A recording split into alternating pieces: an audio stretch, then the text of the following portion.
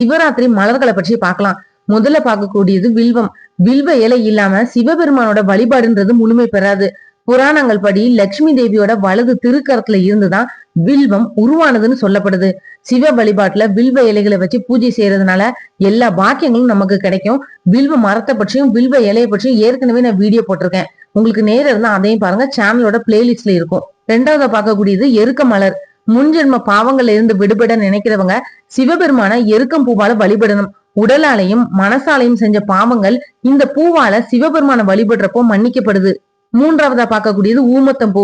மகா சிவராத்திரி தினத்துல ஊமத்தம் பூவால சிவலிங்கத்துக்கு அபிஷேகமும் அர்ச்சனையும் செஞ்சா ஆபத்து விலகும், கண் தொடர்பான நோய்களும் மறையும். நான்காவதா பார்க்கக்கூடியது தாமரை பூ. வறுமை ஒளிந்து செல்வம் கொளிக்க நினைக்கிறவங்க தாமரை பூ வச்சு ஈசனை வழிபாடு செய்யலாம்.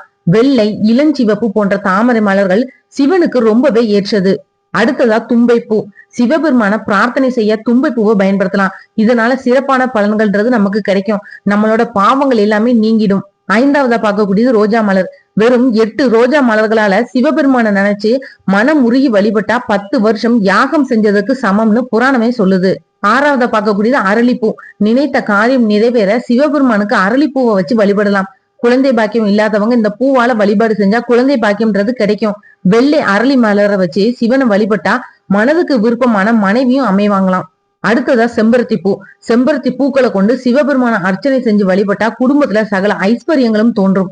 இதோட ஃபுல் வீடியோ கீழே கேப்ஷன்ல இருக்கு. உங்களுக்கு நேரம் இருந்தா அதையும் பாருங்க. கண்டென்ட் பிடிச்சிருந்தா சப்ஸ்கிரைப் பண்ணி சப்போர்ட் பண்ணுங்க.